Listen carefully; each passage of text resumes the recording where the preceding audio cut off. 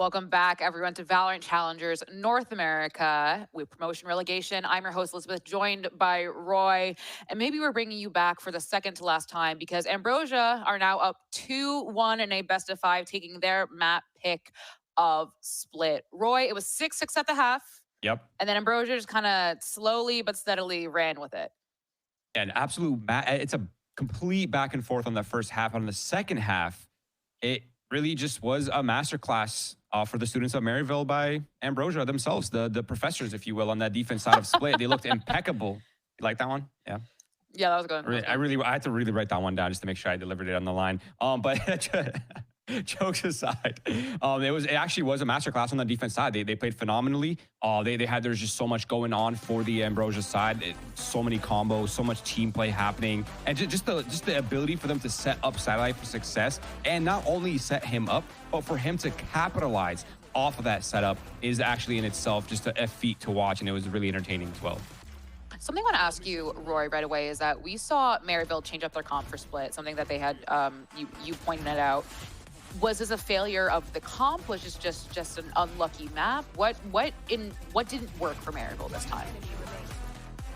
Honestly, I feel like overall they were playing the composition quite fine. The only thing that I feel they're struggling with, like realistically, is the fact that there's just so many gaps and there's just no way for them to regain any information once they lose it with the Fade as a solo initiator. Whereas for the Breach and the Tejo, you just have so much more to work with, so much more to capture map control, retake map control, as well as hold down the line when it's really the time to. So I think it ultimately just came down to just a lot of that interaction happening for both of these teams. But I do want to say that Ambrosia just looked a little bit better on their defense side. They were just capitalizing off so much more. They were good in the beginning of the round. They're good in the mid-round adjustments as well, making sure there was no gaps, as well as the dynamic ability to just ebb and flow through the map, whatever is happening on the map. And, I mean, I can't really deny it. Satellite was a problem, Liz.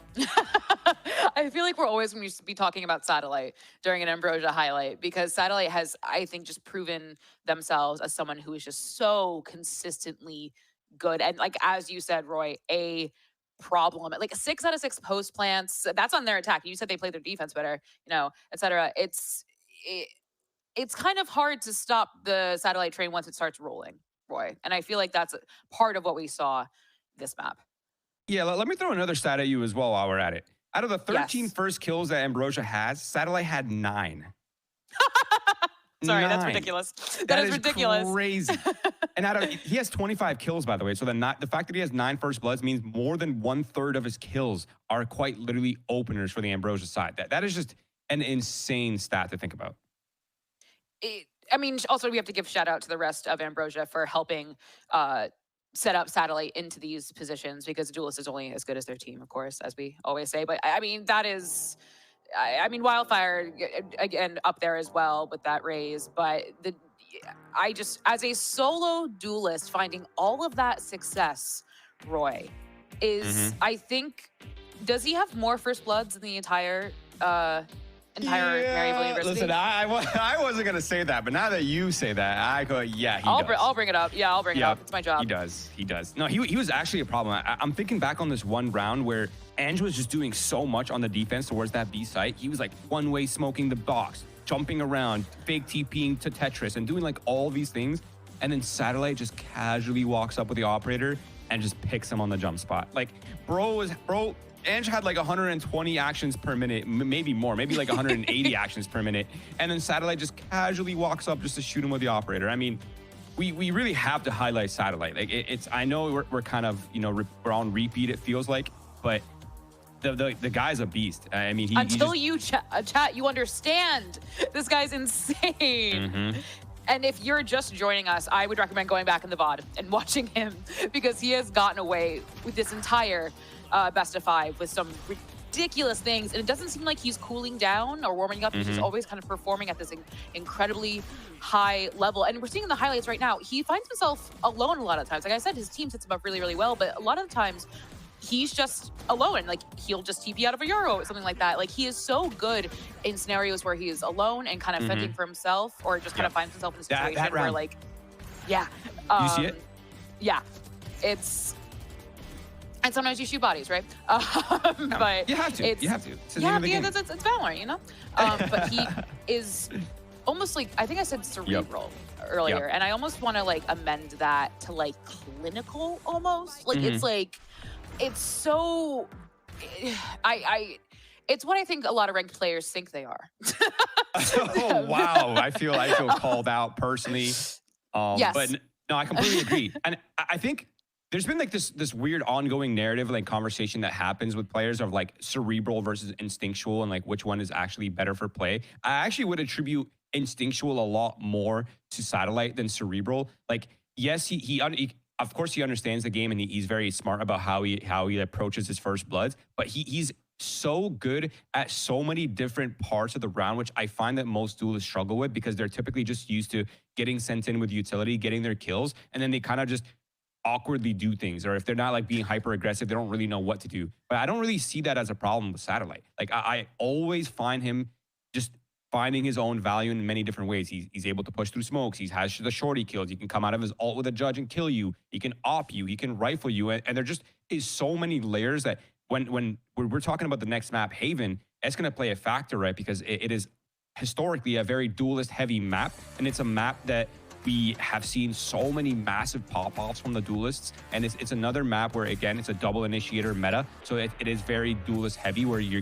have so much utility to help you set up those kills. So I think we're going to be looking towards Satellite. We're going to be looking towards Rens to battle it out on this map. What could be the final map here for Ambrosia as we're going into the fourth map. Something Zoe brought up during their cast that I want to bring up to you is that the halves have gotten closer and closer and closer. First, it was the now infamous 111. Then we had 8-4. Then we had 6-6, right? Yep. So we're going with parity. Yeah, so like, is it going to still be 6-6 or is it going to be more of a shutout? Another one, right? But the question is, like, are we at this moment in time where we're on Maryville's map pick, the parity, you know, obviously they're I would say more of a fight, but like obviously these teams are now kind of figuring out each other's number more and more. Does this go in Maryville's favor following that pattern, or is at this point you're on series point, you're about to be promoted? Is it how do you think the map is going to go? Yeah, I mean that's a really good question. I think in comparison to Split, which when you look at this Maryville roster, they don't really have the duelist where you look at and you're like, yeah, this guy's going to take them home no matter what, right? Like, don't get me wrong. Renz is doing a good job. Wildfire flexing into that duelist role is doing well himself, but they're not like Oxy. They're not like a lot of these like Redux. They're not like a lot of these players in VCL that we see who are like, yes, these guys are crazy duelists. But I think when it comes to maps like Haven specifically, a map that is more utility heavy, a lot more double initiator heavy, I think that map just suits their playstyle a lot more because there's less emphasis on sometimes the duelist finding value and opens up a little bit more room for, especially specifically on defense, for controllers to find their value, for the sentinels to find their value. Like there's so much, depending on how they're approaching the map, there's so much room for expression individually from a lot of these players. And I think it's those instances where Maryville tends to shine, where their experience, you know, their long-standing experience playing this game, that's where it really comes to life. I love the expression. I love that you said that word, Roy, because like I think this is one of those maps where it's so big. There's so much possibility, like you were talking about. And if you're gonna do or die right now, Maryville, you better go out swinging and bring it to a map 5 because they only have this chance to bring it to a map 5 and then get promoted. So hopefully we will see I mean, they were willing to change the agent comp on Split a little bit. I wonder, do you expect them to change it on Haven at all, or do you expect it to be more kind of the same? Yeah, so I think the last time they showed this map, they were running the Chamber. They're running pretty much a meta composition. They're running the Yoru, they're running the Breach, the Teho. Of course, the Astra is a little bit slightly off meta, but not really unfamiliar. But it's really the Chamber that I'm looking at. So it really just depends on how Giza's feeling, which, I mean, he did have a pop-off map on Fracture. He is shooting today. Yeah, for sure. Obviously not so hot on Split, but that being said, it is a map, depending on how Giza's feeling, whether he brings out the Cypher, whether he brings out the Chamber, maybe we'll see a change there. But overall, with the composition itself, I think we'll likely just see the standard duelist, double initiator, and depending on which Sentinel they feel like flexing to. And Maryville starting on defense, so obviously this is a attack-sided map, so maybe we'll see kind of that gets scary, Roy, when you are Haven is we're not going to pretend like it isn't attack sided unless you are crew in the kickoff, but but it's, you have one more chance only one more chance to bring it to a map 5, and you are starting on the side with the most disadvantage. I'm gonna ask you something. Do you change your comp when that happens? Do you change it to get more rounds on your first half and then kind of work with what you have on the second half, or do you stick with? No, okay. I think you genuinely just need to stick to what makes you guys feel the most comfortable. Like, comfort is such an underrated element of this game, right? Because this game is so psychology heavy, and when you're in like a lobby of players that can all pretty much delete you within like 0.1 seconds of seeing you, there just is so much pressure consistently being applied, like passively or actively. I think just sticking to comfort is going to be the key, right? You want everyone to feel relaxed. You want everyone to kind of default back into their instincts and things that just make more sense to them, so they don't have to be overly analytical. So really, they just need to choose whatever composition is most familiar to them. And I think we're probably going to see one of the last compositions that they've chosen. Yes, and now we are going to be heading into Agent Select for our possibly last map, Haven, and moving into it. You said about that chamber, and you were correct, Roy. We do see the chamber. We do have another Yoru battle, but also a little bit of an ISO right there, Yoru. Sorry, I was called you Roy. Your name's Roy. That's my name. Yes, I am Roy. I called you Yoru. Yeah, so actually Ambrosia is going back to a composition that they've ran before, the double duelist. I correct myself. They've never ran this composition before. This is the first time they've ran it. It's the Yoru, the ISO, the comp itself we have seen before, but it is a change to this team Ambrosia here on the 4th map, throwing Maryville for a loop. I'm curious to see how this is going to go, because I think this is going to be likely a close one. Otherwise, we might see Maryville go home. It's, I mean, again, we were talking about, but this is an attack-sided map. We see 2 duelists, Smiley on the ISO that rewards just getting kills and getting anything, really getting those, you know, with the wall, etc. Rewards that aggressiveness, right? That it could really be sending Maryville packing. But enough yapping from us for possibly the last time. I'm going to send it over to your wonderful, beautiful, amazing, talented casters. It is Zobi and Upmind. Thank you, Liz. Thank you, Roy. Thank you, Desk. As we are heading into map number 4, Maryville University, Ambrosia, again, continuously finding ways to get closer and closer to each other. But that last map, we might have seen a little bit of that class difference. This time, Ambrosia, they need to show that extra bit of class once again. Huge composition change coming for this team. We are seeing the Screwface Sova for the first time in a very long time. Yeah, they're embracing the rankers mentality, right? The double duelist.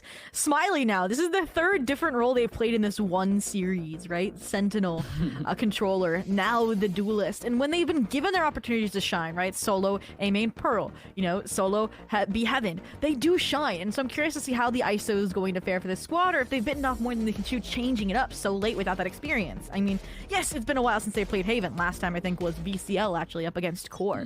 But also, we get our 3rd different duelist, right? On the side of Maryville, right? We had Renz, we've had Wildfire, now we're ending on Chloric. In this map, used to be a pretty heavy reliance on players like Screwface, again, for him to be a little bit of that anchor. But now on Sova, a little bit less pressure. Here we go, folks. Giza up, close and personal, over towards Long, as 3 players right behind him, but he's going to be suppressed and vulnerable. 1 pump is going to do it, but Glyph gets him in the head. A-side has 2 defenders.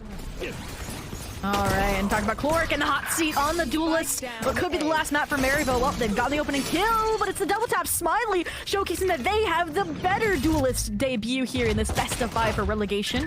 The flank early in, Adder short, not dealt with, but it's actually zealousness from Ambrosia that basically solidifies this round. They know where Renz was coming from on the flank, so they just get in a dodge, go the safe route, go to C. Wonderful, and not only that, but a little bit of damage too while stunned. Can't complain, but Renz, 74 HP, can't exactly say this is impossible, especially now. Ambrosia, they're already sending a bit of a look, one-on-one. Renz, trying not to get headshotted here, going for the wide peek. He has a chance. And, yeah, no, he definitely did have a chance. Satellite continuing with the confidence, the antics. We'll see if Karma comes back yet again.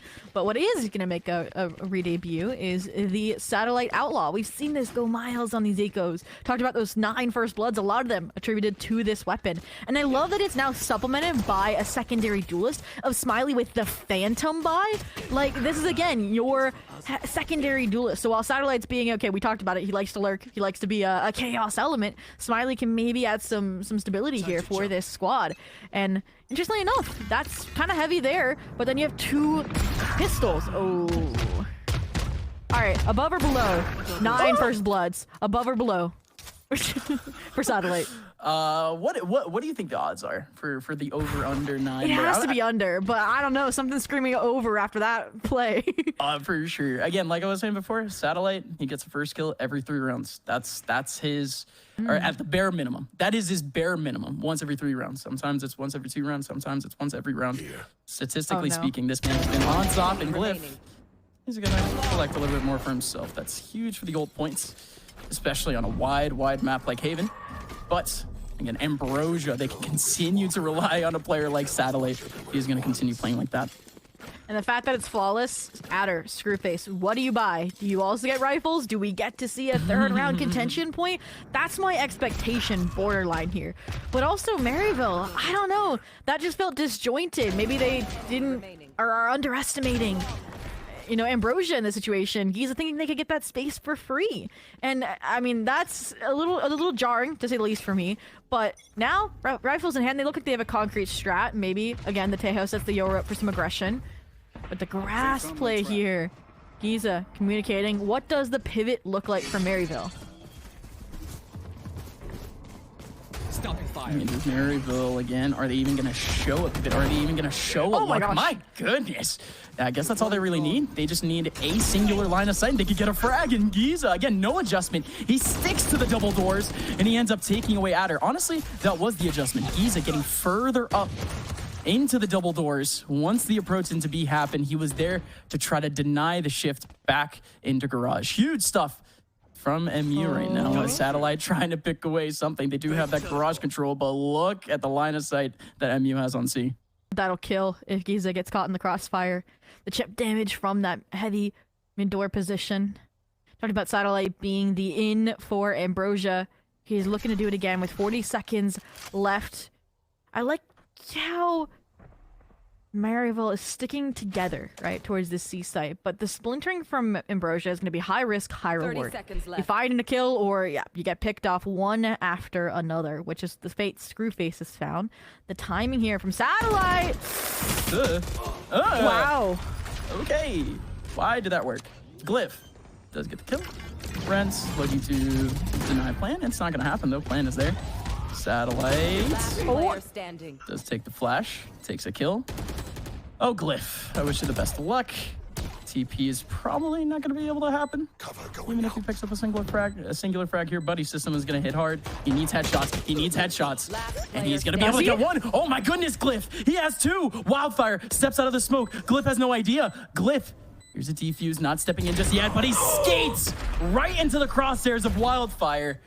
So, Sweat being wiped right off the brow as Wildfire does get the kill at the very end. But look at the economy here for MU. That was looking very easy. It was 4-on-2. The economy could have stayed real clean. Yes, they do win the round, but it's not exactly that extension that we could have seen from Maryville going forward. Now, this round is extremely important for both of these two teams to try to maintain some sort of a streak. Oh, no, for sure. And that was Ambrosia's strategy, right? Is cripple the funds early on. That's why they went for such an aggressive second round and subsequent 3rd round buy. And the difference is that because they were the ones bonusing that successful, flawless round, they can still buy, even though they had, 3 rifles in that last. So we'll see what happens. Suboptimal weapons. A little trap outside of C. And again, a Satellite first blood. Yeah, no, I like this, guys. I like this. Hold hands, maybe, and I'll like it a little bit more. Warm the hearts a little bit. Adder. Ciao. Friends goes away to the headshot of Adder. Adder waits for the cross up. Wildfire. Not gonna be able to get a look from Adder as Adder gets stunned up front, but Wildfire's still hugging the smoke. Satellite found him. Adder's gonna be able to take him out. And there you go. I mean, Maryville, again, if they had the same 3-4 players alive that last round, we could have potentially seen maybe a return from Maryville in the next rounds, a rebuy from them.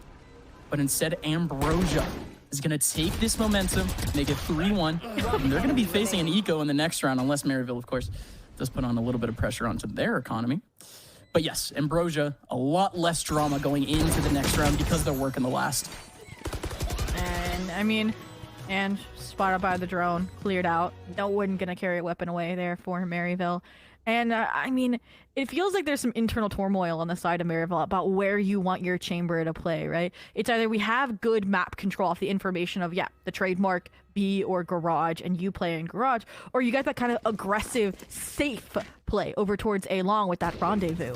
And clearly, I think they've decided on the former, right? We saw the one round where Giza stepped up Garage, right? And we now see him coming out of this replay again in Garage. So that was the big mistake, is they slipped Adder into Garage because of the lack of Sentinel util. But now this is again what your comeuppance are, what your opportunity cost is that if they hit A, it's a weaker hold where it's do or die for Chloric. It's not like Ambrosia are putting all of their resources into this one to try to take away players like Chloric. And Satellite still sticking to the Outlaw, still sticking to the fact that you should have been looking at the anti-eco here. But again, that is an investment. That is a fairly heavy investment a little bit in comparison to how much money Satellite had before the round.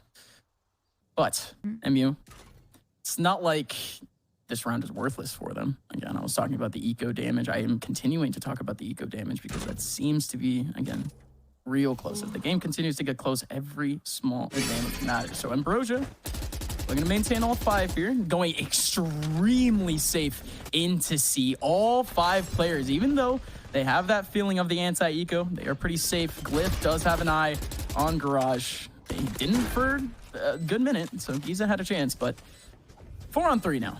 Or no, 4, oh my goodness, what was that? 4 on 5 now, as MU spread themselves out a little bit thin. Could be going just for exits. Giza gets 1, and a whole lot more work to do here for Maryville. This is definitely still a productive round. Yeah, I liked, as we see Satellite play at some of these early frags that you mentioned, a crossfire setup with Smiley. I mean, I just didn't feel like exit frags. It felt like there was a chance here, and there still is. Are you kidding me? One enemy I mean, your smoke's still alive. You can one-way it if you're Glyph. And they just close it out with the better weaponry. But that was a good attempt, and maybe when we actually get weapons of what a C retake could look like. But again, like I said, a good attempt at what it's going to look like in future rounds was, we noticed, it was Renz and Ange after Giza kind of went back to fight initial C off their rendezvous, clearing out all of grass, right? We talked about the impact Adder was having, right? So that was a really good indication that, okay, they're doing their due diligence, they're going to clear things up, then play retake. So I think that's what this timeout's for. It's like, okay, great, you did that great. Let's see what happens when we actually get rifles online. And again, where do you want to position the Cypher, or sorry, the chamber? Because it's been kind of wrong place, wrong time, minus the initial confrontation in Garage. Yeah, Giza, it's a tough look as a chamber, but again, it is sort of obvious where this chamber can lie on this map. It is going to be between C and B. There's just a very heavy reliance on the bot for him to try to get some sort of information, on the trip for him to get information. But yeah, no, this early round, it's not like Ambrosia is facing a whole lot of pressure by any means. Yes, it is a semblance of pressure, but it's not exactly that they're going to have the right weaponry, or of course the right utility to do so on these ecos. So let's see what happens here again. Would like to see where the Cypher goes, like you were saying. It's a decent little question mark. Yeah. But a whole lot more question marks here for MU. Their one very successful round came off of the defuse. And I'm sorry, but like this composition, right? Number 1, thrives off confidence. Number 2, it is C-Take Simulator, right? Like it should be an expectation at this point. And the difficulty here is we think about, okay, look back at, again, how consistent on maps they have won their post-play has been. It has been a 100% post-play conversion rate on maps they have won. And that seems like what they are going for here, right? With the C-Take Simulator again. And I mean, ooh. Okay. Okay, weird. Batter is still going to come up from behind. Giza just did not clear mid, so that's awesome. Chloric still going over towards Long. This might be a bit of a shock here as Renz making some work happen here. There goes the Rolling Thunder trying to do something here, but doesn't catch anybody. Wasn't exactly necessary either, but round's over. That's, Joby, help me. I mean, C-Take Simulator. That's what it is. All right, cool. I mean, Adder, like, I love that Adder's like flipping a coin before the round starts. Like, am I gonna go Garage? Am I not? Because then it's, again, keeping and whittling away the retake timer for Maryville University, right? Like, the repercussion there is that if you are up that deep, then a player can slip through, kind of like we saw there from Chloric on C Long. But they handle even that, right? And that's what I love is the decisiveness from Ambrosia right now around their calling is, okay, fight one threat at a time, and as a mass, they pivot to the next. Like, it is looking deadly right now. And speaking of deadly, A side, strong hold. Deep deposit from Floric, Tour de Force, but again, C takes Simulator. What can you do to disrupt this? Maryville might have to use the second timeout, because still, there's no grounds being gained. Look at this. Yeah, Ainge totally saw that TP too and had to react to it a little bit after. Wow. Screwface still picking up the frag. Yeah, no, that's all of the advantage that could be had here for MU has to come out in the early round, but certainly a chance. The double tap is there, and no chance for Giza. Smiley picks up yet another one, picks up a third on the rounds. Ambrosia trying to give me yet another warm welcome here to the NA broadcast. And we might have called the composition pivot from Ambrosia confidence, kind of like it's out of left field, but it could also be a counter strat now that I think about it to the chamber, right? Think about it. Headhunters, Tour de Force, that ISO shield obliterates all of that impact. And that's one of your players, yes, alongside Satellite, that's going to get aggressive. So you're almost guaranteed to trade. We saw it, right? Multiple times where Smiley should have been dead that round fighting into CT, but wasn't. So it's maybe the adaptation, maybe King Fred cooking, but again, until it fails, it's going to be the C-side's take. And it's gonna be Ainge losing his mind for the next 15 minutes-ish. Here comes Ainge. Trying to do something here, but Satellite has full angle on him, and I'm sorry, that just looked like the old Marley and me. I'll take him out back. Look at the roses. But here comes MU. Friends, Giza. And Giza's the last one. 1v4. And it's donezo. Gonna need this save. The economy for MU. I mean, this was the round to keep them into contention going into the second half, to keep them on even footing. So now Ambrosia with a huge opportunity for some extra credit, a huge opportunity to extend somewhat of a lead going into the second half. It's at the bare minimum going to be a 7-5. But an eco coming up next for Maryville. It's just an extremely slippery slope from here, seeming like the old deja vu from map number 1. Not your best. Giza. Maybe Adder can get there in time to take the duel. Should be able to. They hold on the rifle. Seems to be the case. Last one to bat. Screwface goes for the dive with the Yoda and the spray, though. Doesn't connect, and it does. I was going to say that would have been great. Hand off your rifle, play your headhunters, you're good to go, but this is I feel like a Pearl situation where we are going to get both timeouts from Maryville in the first half. That's literally where I was going. Oh my goodness. That is crazy. Cool. And I'm hoping that doesn't follow suit. We get an 11-1, but again, with how things are going, can we just see like a C-Long fight? Can you like just, fight down C-Long, please? Like Tejo trap, stun, you're good to go. Like, I think that's the only thing right now that can stop what Ambrosia is doing. Maybe, disrespect the Cypher Cam grass and also fight out there to overwhelm Adder. But again, we're not really seeing that. They are just over-respecting and playing retake no matter what. And Ambrosia's never giving them the light of day to play a retake how they want to. Yeah, it's not like we have seen any sort of pressure over towards C-Long anyway, so it doesn't even matter if it's the Tejo and anyone at this point can put out a single look over towards not an actual contact, of course, but just a single piece of util, even just to test it. We just have not seen it. It's unfortunate again, but again, this opportunity here for Maryville, this is the moment to have that timeout. It is a pivotal moment to have that timeout, so never mind the fact that it's the second timeout. But again, these Maryville players, if they need to continue forward without the pauses, if they can pick up the pace a little bit, again, all 5 of these players with that leadership experience, with some sort of IGLing or co-IGLing experience. Ambrosia still real close. This next round's going to be pretty easy for him. Again, let's see if Maryville can actually put off a look. I mean, I wonder why. But again, here comes the look over towards C-Long. Ainge has put out something. Yes, Ainge has continuously put out a star over there, but what can he do with a star when there's a star in his face too? When there is, by the time he peeks over, players already in sight. But Wildfire is there. Oh my God. Smiley. The timing is unbelievable. Timing is beautiful. And the paranoia is there. Smiley, here's double reloads and peeks around the corner. Adder with yet another cheeky frag. How does Adder get there? Ambrosia. This was the result we expected. Again, the way we got there. But Giza has to save this rifle still. First off, I also don't know how Adder got there, whether it was through garage or through B, because they started window, mind you, I think to see if there was any change like towards A or towards mid out of the Maryville timeout. And now they're the one going hunting. Second, Smiley again, when Satellite Falls picks up the slack. 3, to give Maryville some credit, they did make a change. Breach, an insane anchor, I'd say, on the C site, trying to support Ange. It works to shut down Satellite, but again, it's not a singular threat on this squad. It's layered at the moment. And Giza, I mean, you might be the top frag for your team just from eco kills trying to survive. Right. Like every round, again, talk about Sentinel RNG, you know, it sucks when you feel like you're the last one alive time and time again. And again, I want to see a change. I want to see them get aggressive, because it's still all very reactive, right? Place your chamber there. Low-key, trademark in garage, rendezvous on site, let them peek C-Long. Do something to fight C-Long. And maybe finally, look, we get our Yoru over there. Give it to us, please, please. I mean, okay. Giza doesn't exactly have the tour de force either. Are they gonna go and fight C-Long the round that Ambrosia finally doesn't go C? I think I just saw that on the minimap. There's no way. That. I love There's that no so way. much. This is what I was thinking. God, you know, they in the back of my head, I'm just like, yeah, no, MU, they're gonna. At some point, they're gonna figure it out. At some point, they're gonna have the secret sauce for C, which is literally do nothing. By the way, they're doing nothing over towards C. They're just chilling. But the one round again, Ambrosia, red carpet is unfurled right into the middle of the B site. Full retake here for Maryville, though. What do they have to use?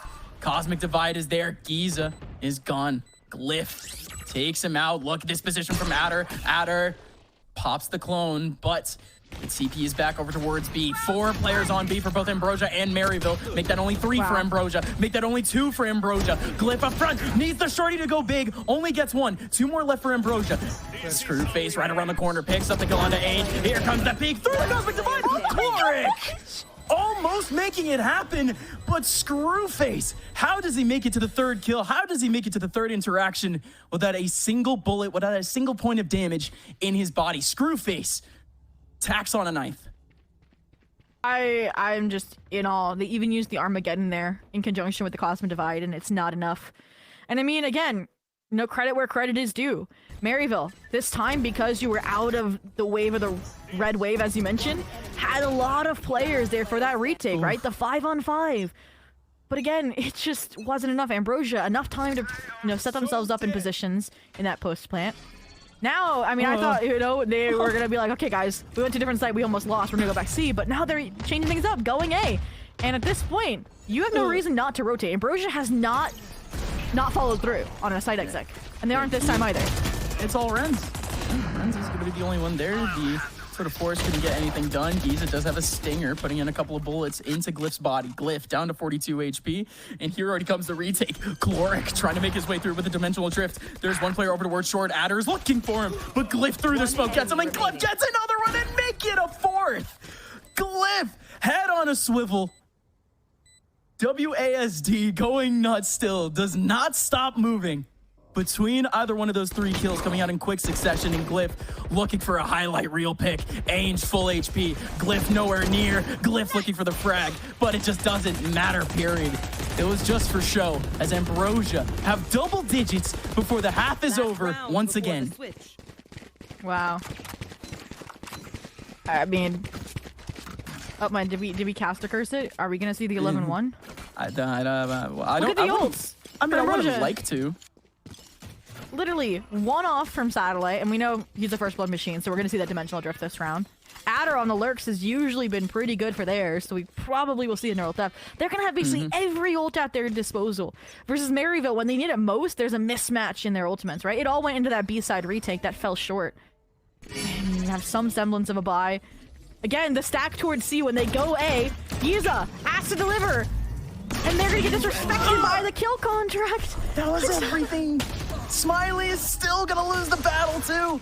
Renz takes him away, and Smiley's still alive. Chloric. Glyph has left the Can you spike grab in that? heaven. Somebody. You can see a Satellite trying. Yeah, somebody might be able to jump up there, but Adder's still trying to push out the situation. They're still trying to retake heaven. Adder takes away Wildfire. 2 players remaining. Guys, we have a minute to work with. You have a minute to work with, and they do not care. They don't need it. They do not need the time. Satellite with a 4K. Ambrosia, 1s across the board. 1 to 11. Wow. History repeats itself. We'll see if we get a comeback arc, you know? I mean, this composition, I was gonna praise the composition shift because comparative to all the other maps that came before this is finally where Maryville has an advantage in the post plant utility-wise, right? Like, Astra, Tejo, Breach, right? Versus that was lacking for the composition of Ambrosia, but they just changed up how they played completely. Truly embraced the rankers mentality, including the dominance. But Right. Maryville, I mean, we talked about the resiliency of a collegiate squad. Matches every other day, scrims every night, in addition to classes. Can it shine through when they need it most? Yeah, it is, as my old friend Sullivan would say, the all pivotal pistol rounds. As Renz stepping up front, has plenty of work to do here to try to bring Maryville back into short, but that is huge. My goodness, Ainge wins his battle, Wildfire wins 2, and all of a sudden things have been flipped. Ambrosia now down to 2, Glyph needs his headshot, but Giza's got his head. It has another. Yeah, Giza, the one shining light right now for Maryville. That makes that for all 4 of these maps, it's been 1-to-1 on pistol rounds, which is impressive from both of these squads. That when they need the pistol, they are able to find it. And aside from that, I mean, this is how we kickstarted our Pearl comeback. Was Ambrosia stuck on 11 for a long, long time. All right, feed her up. Popcorn isn't exactly ready, but I have beef jerky with me, so that works. I got my snacks, I got my bev, I got my relaxation. Folks, we're gonna be here for a long time. Maryville, again, just trying to evade any sort of drama in this round. It's gonna be a long, drawn-out half, but in all reality, eco doesn't even matter, to be honest. Yeah. It will matter for like maybe the next round or 2, but after that, anytime in the comeback, no matter how many guns are taken away from MU, they're still gonna have at least a buy for the pivotal rounds. Wait, but, they don't have Tejo. They can't, all packed it together on when they gamble towards the wrong side of the map. I just realized that. That's so sad. That's gonna be the one difference this map is that they can't all find a way, because it's Haven, right? To prevent these orbs from getting collected. And they realized the gamble's wrong. Mass exodus towards C. I do like how deep Screwface has found their way here. And again, we look at, like, compare last half, like, minimap, zoom in, enhance, the Cypher setups. Like, they had so much control over everywhere on the map in these post plants. That's none of that with a chamber. Speaking of, little scoped weapon in the hands of the Yoru. He's trying to get basically everyone trying to come out of the smoke here. He picks up one. It's just going to be a couple of pot shots here and there. Again, Ambrosia, the eco damage will only really be worthwhile in these rounds. But MU, they don't care. They're going to take the W. They're going to keep all of their guns for now, too. Ambrosia, do drop, at least for the orbs. Big round coming up next. Yeah, Smiley takes the chance, has the shield, right? And I think the biggest thing here is, again, look at how strong the buy was for Maryville. They know they have to go on a streak, and it would start with this round. Otherwise, they would need 9 in a row just to get to overtime. Exactly, exhausted both timeouts in the first half, so they just got to talk with their coach. Next time will be when Ambrosia takes a timeout or it's overtime. Oh, this is a nice spot.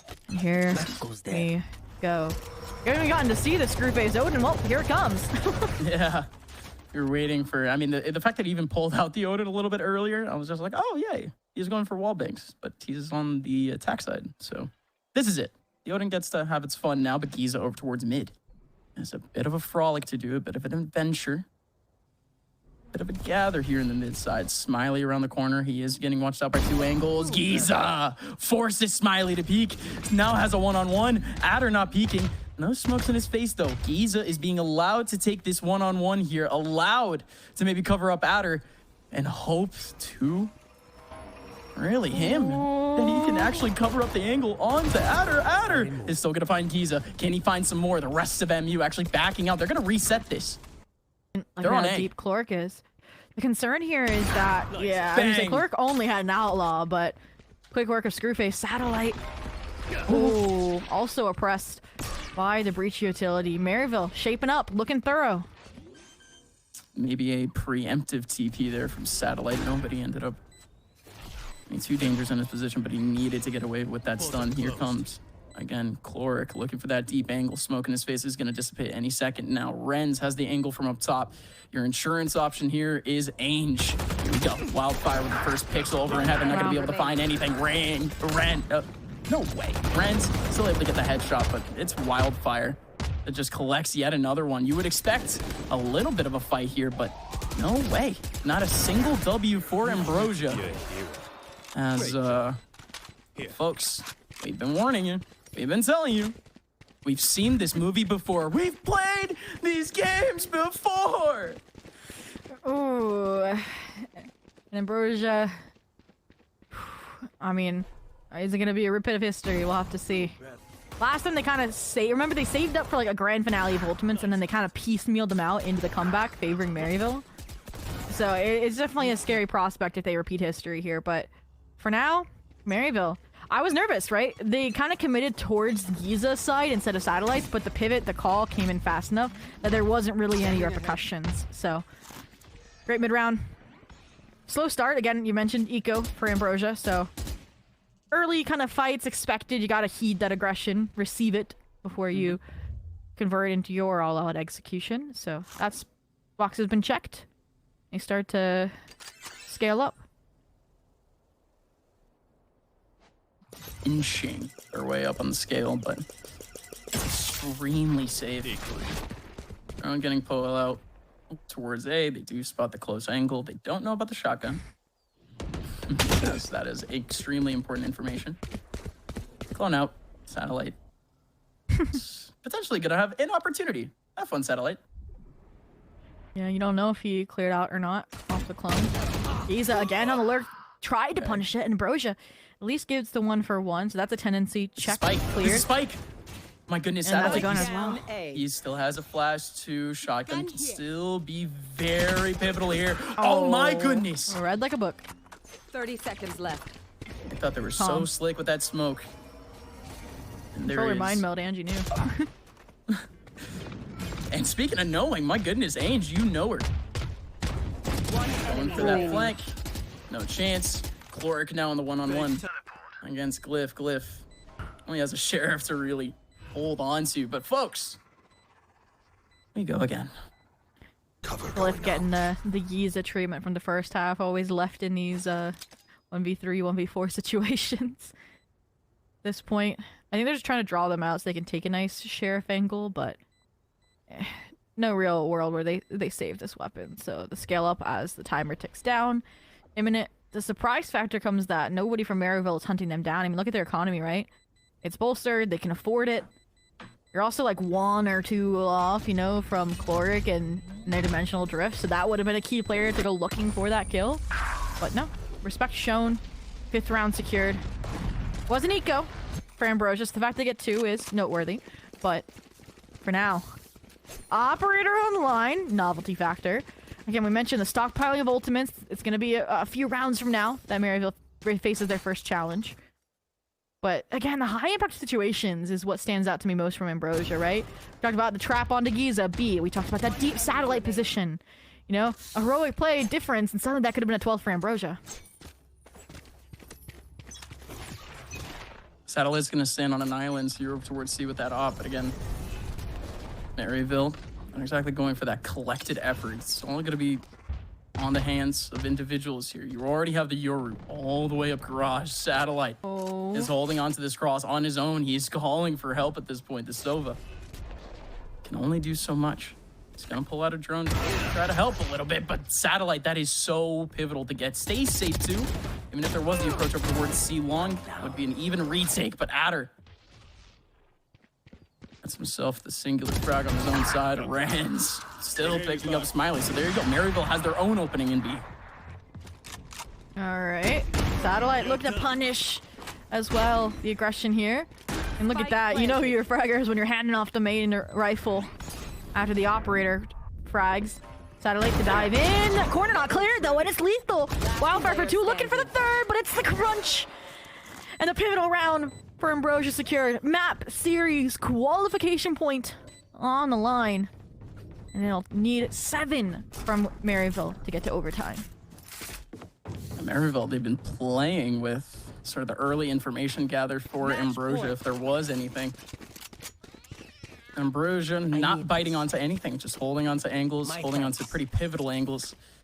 It's all satellite to really start things off. That kind of evades the C pressure from even happening, or at least they second guess that C pressure. And once they head on to B, it's just a clean crossfire. I mean, that's just classic Valorant being played, not much util being placed down either. Ambrosia, one away from returning to Challengers. Maryville, this is all or nothing. All right, Odin off combo online. Aggressive combination. The shock dart kill would have been lethal, but the retaliation is clean from Maryville. Force the respect, force the space concession. Drone as well clears out all of short. This is really clean, and the Rolling Thunder as well, trying to prevent the reflood. The Dimensional Drift, gonna counter it. They know everything, like the back of their hand now. Oh my god, Renz? What? All right, Renz. Just dragging MU forward. He's able to pick himself 3. The players coming out of spawn, just like that. Again, Ambrosia. Might have to recollect themselves here. Might have to keep collecting cash, keep collecting small opportunities Last player standing. to individually pick away at MU, because that's the only way that this team has been able to win a round here on this defensive side. When MU scatter themselves out a little bit, that's a bit of a tragedy. Ange, let's take away satellites. We continue. Again, high impact play is there.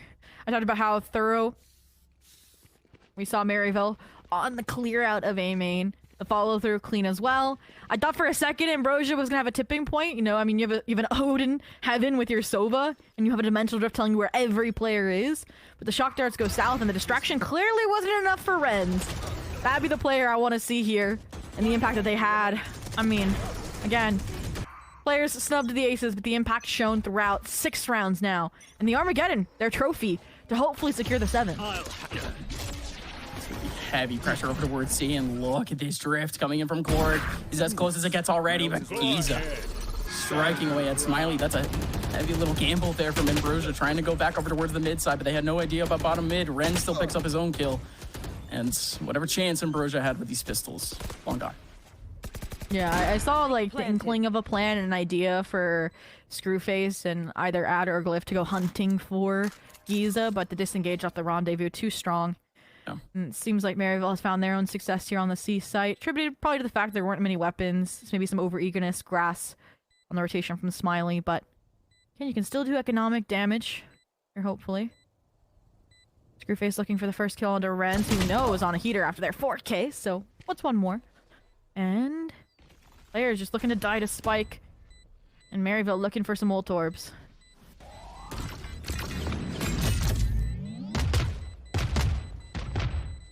Getting too close now. Oh, there's one. Ange, now. Ooh, if they had found the second, that would have been the Cosmic Divide. But, I mean, Giza, Tour de Force. This is the round. Oh, mine. I would not be surprised if we saw an Ambrosia timeout, but also if they have an idea, Miko will need a chance to talk with them, because they have every ult. Basically. They have the weapons to convert off of it.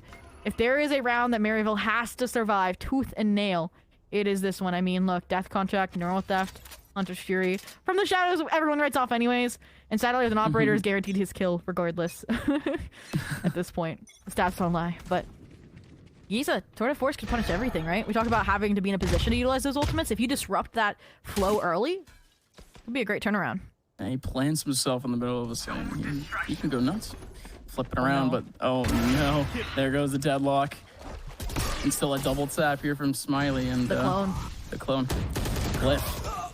Still gonna get taken down by Giza right around the corner. Adder is still there, and MU down now to 2. Wildfire can't get anything done. Spike is on an island. Wildfire needs to survive, but the flank is coming. The Sova is gonna take him out. Screwface has Wildfire. Adder plants down Ambrosia's spot into Challengers once again. Ambrosia is back in Challengers.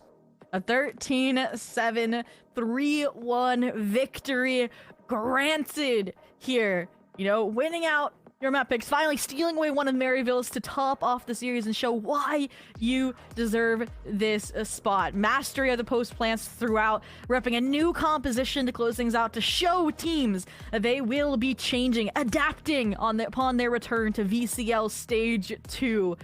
I mean, there were times we doubted them, particularly that 13-5 Maryville found over on Fracture, but that's just something for them to look back on and improve before they go back up against the big dogs of VCL. Yeah, Maryville, they're going to have to go all the way back through the Premier system to try to make their way back in it. But Ambrosia, again, they technically got into the relegation portion, got almost relegated through the last split Challengers. But like we've been saying, they are back. But the important part here, again, Ambrosia, yes, moving on. But Maryville could not find a footing once again in the early portions of the game, despite having the double timeout. This happened in the first map, happening in the last. It's unfortunate to say that this sort of team had that happen to them, where again, so many minds, so many voices.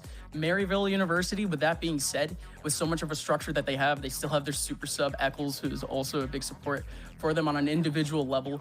It's not to say that this team can't come back to this echelon, but Ambrosia had to surpass some very heavy minds, some very heavy fraggers on the other side.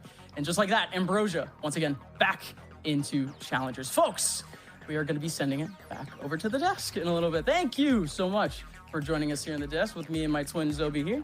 We'll see you next time, guys.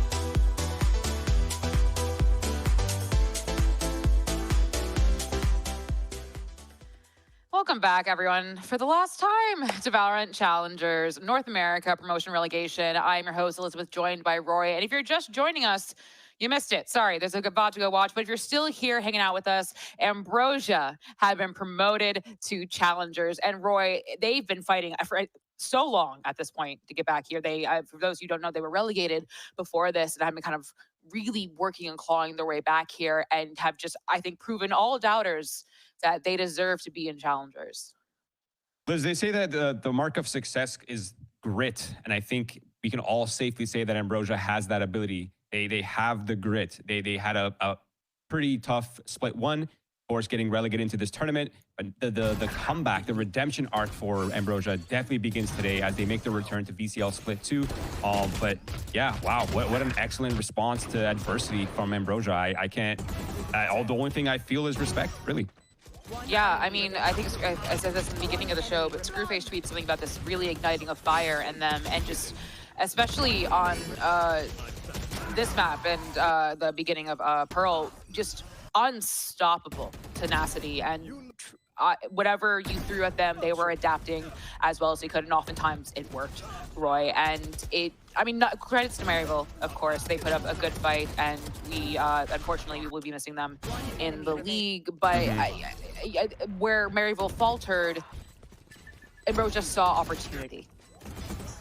Yeah, I think that's very fair to say. I mean, the attack from the Diamond Sword of Ambrosia on that Haven first half, right, the attack side, they really found a weakness and they just kept picking at it. They recognized that the ISO paired very well into the chamber, and they just had the ISO just entering on the C split and entering on the C hits, and they really just absolutely abused Maryville University on their defense side. So congratulations to them for getting that read. Of course, that is a part of the game. Sometimes, Liz, it's metas within metas. You don't have to play a quote-unquote objective meta when you understand that there's a weakness or there's a way that your enemy team is playing and just abusing that. So I think that is the case of what we saw here today. It was just Ambrosia finding that weakness and just absolutely using it to their advantage.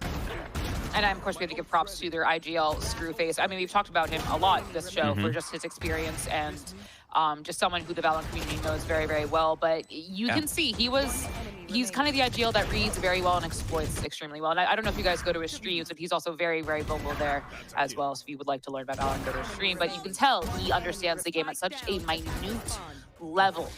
And that's really what helped Ambrosia here with the calls he was making. Of course, the individual plays and mechanics of everyone on this team were fantastic, and they would not be here without that, including Kyle Screwface himself.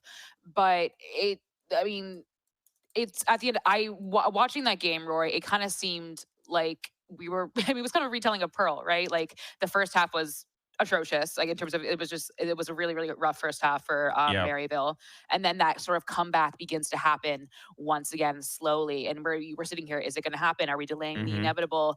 But Ambrosia learned, and they said, no, actually, we're done. We have to go. We have places to be, people to say. And so we got ranked games to play. We have ranked games to play. We have to play ranked after this. But it's something I think Ambrosia, correct me if I'm wrong, Ambrosia is really not the name on everyone's lips in the Challengers League. You know, you have like your Envies, you have your Cuberts, but what a name to make for yourself with this best of 5, Roy. I mean, it truly like almost threatening level.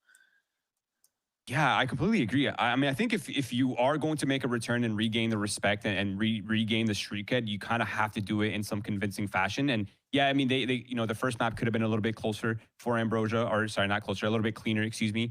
But ultimately, this was a great series and great display by them. Yeah, their fracture could be, you know, improved. There are flaws, there are kinks. It's really hard to balance a 7-map pool, especially in best of 5s.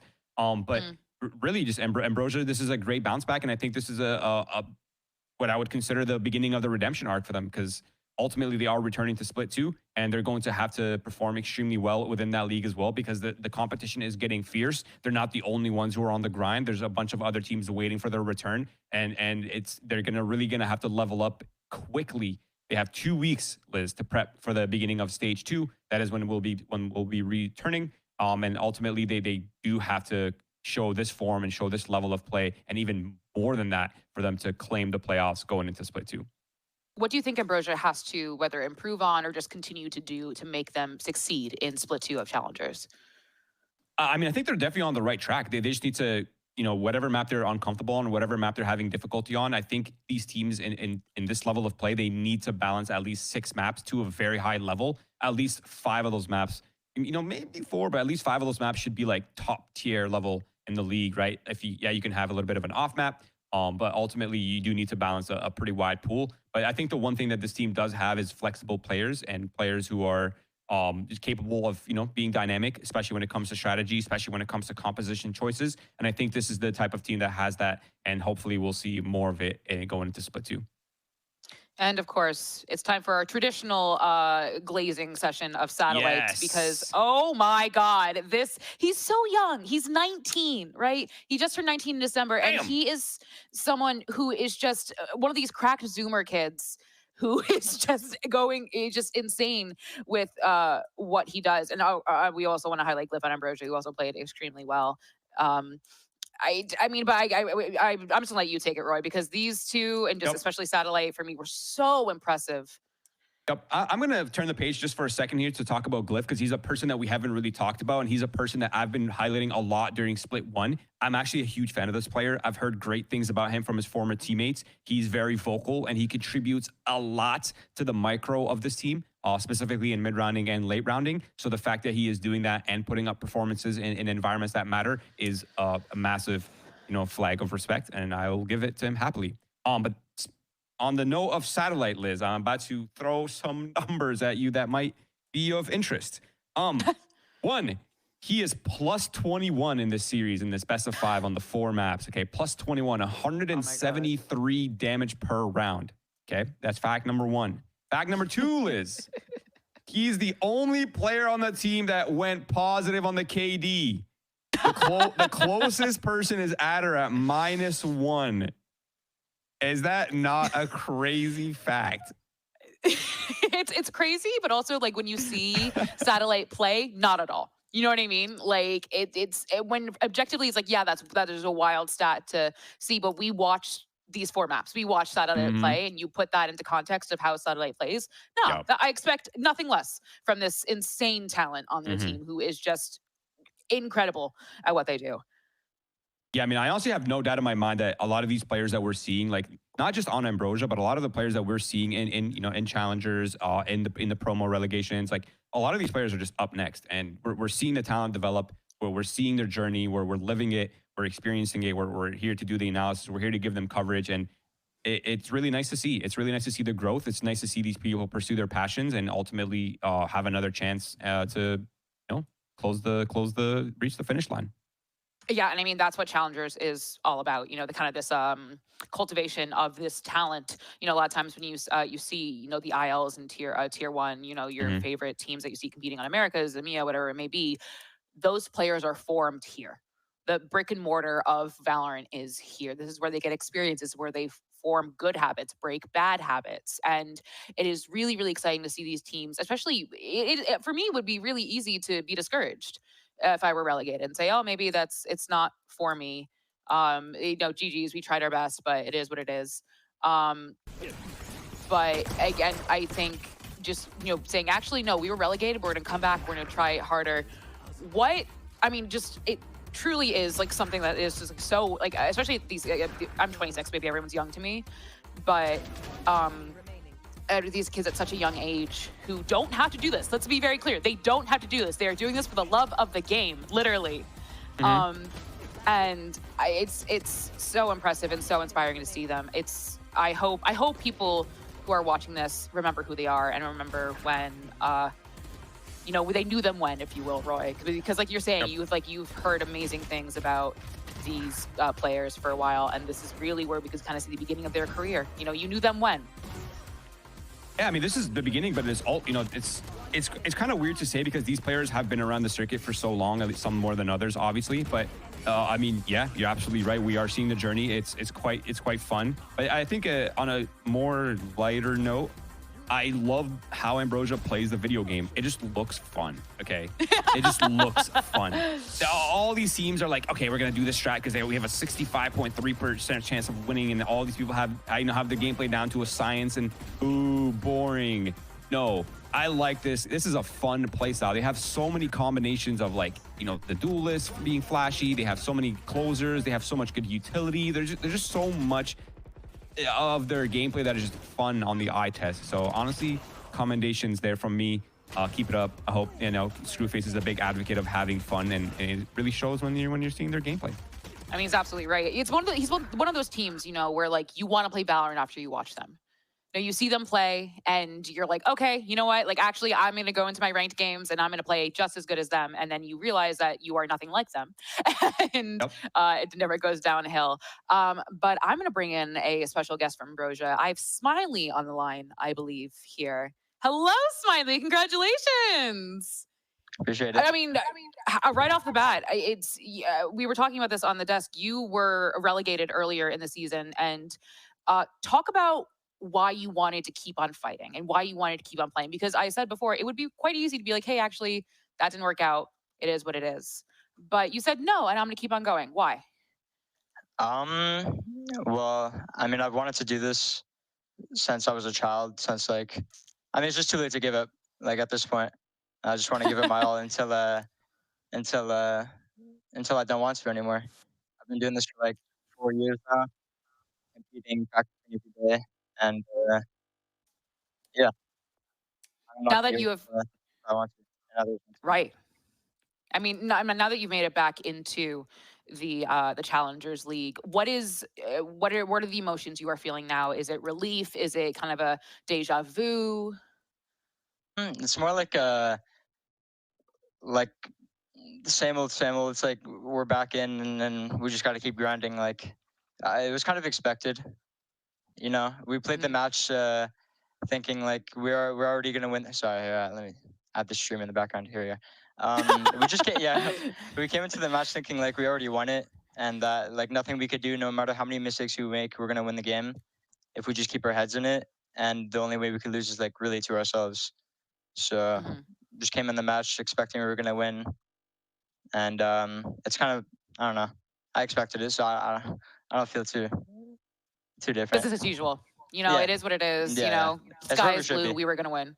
Yeah, exactly. Screwface said in his tweet when I was stalking all of your socials that he hasn't played a best of 5 in a very, very long time. When was the last time you played a best of 5? Let me think. It was probably in collegiate with SEC in a CVAL grand final, probably against like Northwood or something. And when was that? Back in like 2024, last year. Oof. And so to be very, very clear, you played the past few days and you played brilliantly. The Ambrosia played brilliantly. Well, Maryville was just waiting here, right? They were waiting for you to come up and see who they were going to play. How are you not exhausted, Smiley? From the BF5, you're saying? Yeah, from like all this Valorant that you played this past week. Well, I mean, team, we grind. Like, we are some fucking grinders. So really, sorry, can I swear? My bad. No, you're good. Don't worry about it. I got you. Yeah, I mean, this is like, we put in 6 hour days, 6 days a week. So it's like, this is really nothing, honestly. This was nothing. This was like a break. For you. This is a break. This is a break. And you just, oh my goodness. But like, I'm not saying that to undermine the other teams. No. I'm not saying that to, it's just like we put in a lot of work. So I don't think anyone's saying that was a BM. Yeah, I got you. It's just the intensity. It's like a training with weights, right? When you take them off, you're still working out, but it becomes a little bit easier. You'll be joining a very stacked Challengers lineup that you are now a part of, the Envies, the Cubert Academies, the TSMs. Is there anyone you have your eye on in terms of playing? Probably M80. Play my old teammate Brazzo. Hey, I want a piece of that. Okay. My last question, actually 2 last questions for you. I actually asked my good friend BCJ if he wanted to ask a question to the winner of the tournament. He won stage 1, as you know, he was on a Shopify Rebellion Black, and he said he wants to ask you why this time will be different than the last and how you have improved. I think last time it was just hard for us to get like going as a team, as a 5, playing together like in a cohesive unit. And I think compared to last time, it's hard to say, to be honest, but we kind of we realized like we were holding ourselves back a lot, and a lot of the time we were just losing to ourselves, not even like getting tilted at each other or anything, but just like on a fundamental level. And we're just going to keep focusing on a team as 5, making the mistakes, learning from them, and getting better as a team. And it's going to be different. I don't know how to. I don't know exactly how, but just positive energy. I mean, that's what Roy and I were saying. It just seems like you guys have so much fun playing this game. Like, you guys are just, it's infectious. Then it's a lot harder. Yeah. It's a lot harder when we're not having fun. So you just gotta have fun. I'm going to add actually one more. Even if we're playing bad. Yeah. All good. When I'm going to ask one more question, 2 more questions for you. One, is there anyone you'd like to shout out, thank, etc.? And then if there is any message you'd like to send to your future opponents in stage 2? I'd like to say, I'll start with the message. I don't know. Let's just have some fun games, baby. All right. Sounds good. Let's have some fun games. Whoever wins, wins. Whoever plays the best. Let's just have some fun games, baby. And sorry, what was the first question again? Who would you, if anyone you'd like to shout out, to thank, etc.? I'd like to shout out Brazzo on M80. He was a big help leading up to my how I am as a player. To be honest, I gotta give him a lot of credit. He's pretty smart. He taught me a lot. There's so many people, man. My whole team. I'd like to thank Kyle, Derek, Adrian, Akrian. He's been on the sidelines helping us, but he's the fucking goat. So shout out Akrian. Shout out Adder. Shout out Jack for subbing for us, even when it was kind of tough for him. But thank you, bro. Shout out Connor, absolute beast. Who else, man? Cole is the fucking goat. Shout out Cole. Shout out Fred. Let's go, man.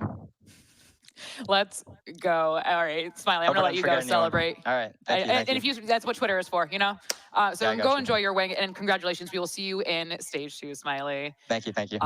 Later. Have a good one.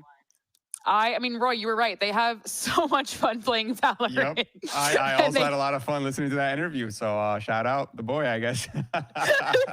Listen, Smiley, 1 is a slip up. 3 is crazy, bro. It's, I mean, at least we know he is being authentic, right? He is exactly who he says he is. That was everything he said was exactly from the heart and the mind. There was no fluff with that. But that is going to be it for us today. We had a pretty stacked day today. For those of you who were not watching the other stream, Nonverbal defeated Shopify Rebellion Gold 3-1 and will be moving forward as well, promoted into Challengers alongside Ambrosia. Now, I'm going to have to go VOD review that game, but I saw the tweets. They seemed very excited, very happy. They seem genuinely really thrilled that they qualified, which I'm sure they would be. But stage 2 for Challengers is shaping up, Roy, to be very tough if you're a team in the league. Yeah, absolutely. I mean, obviously, commiserations to Maryville and to Shopify Rebellion Gold. I was hoping to see them in, but obviously there's only space for 2 out of the 4 teams. And so the 2 teams, the best ones, have won today. Also, I was multitasking. I was watching both matches. Nonverbal played incredibly well. They played very confident, and I'm liking their form headed into split 2. So I am looking forward to that. Of course, the competition, Liz, is not taking a break. Okay, these players are on the grind. They're nonstop.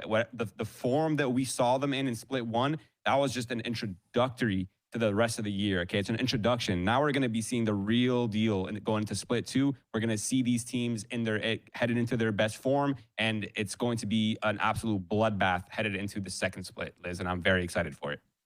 Well, there's never been a better time to get into Challengers. And one thing I'd like to say about Ambrosia in the ancient Greek philosophy, ancient gods, is known as a drink that induce longevity and immortality. So you might knock Ambrosia out, but you will never knock them down. They will always come back. They are their namesake. So congratulations once again, Ambrosia. And on behalf of Anyone Production, from Zoe, from Upmind, from Roy, and myself, thank you so much for watching. Have fun, be safe, make good decisions, and we'll see you in 2 weeks. Opportunity for Giza, able to strike down 2, Ambrosia now down to 2. Spike plane still not going down, huge flash to take everyone away. Screwface still trying to make things a little bit more chaotic here, needs the first kill. But Satellite survive! He just needs to stay alive. 2 seconds left, 1 second, and it's over. Shotgun off from Satellite to take away Wildfire, and the round is gonna be a quick wall here. Satellite not able to get much. He's gonna get stopped here, Nade right in front. getting plugged away. He just run right into him. Easiest double pump I've ever seen. Satellite able to get 2, and that just might be it. Clark in a 1v4 As Smiley takes away Wildfire. Standing on his own is Chloric, the leader. Watches his teammates go down in a disastrous fashion. They had it lined up, but Chloric is going to get exposed by Screwface. Here from Ambrosia, Satellite decides to TP into the back. Wildfire's there. Wildfire falls, but here comes Giza. Giza, it's what he does best. The cleanup. Right, Satellite, farm the orb, early control off the salvos. This is why you don't go B! Apparently not. Cliff on the other side. I mean, Ange, jealous to say the least. That's sort of knowledge. Cliff through the screen, able to get it to Ange. Gonna be net. Wow. Are you kidding me? No Are you way. kidding me? Glyph, 4 kills. What can he do with a star when there's a star in his face too? When there is. By the time he peeks over, player's already in sight. Wildfire is there. Oh my God. Smiling. The timing is unbelievable. Timing is beautiful, and the paranoia is there. Smiley, here's double reloads and peeks around the corner. Adder with opportunity for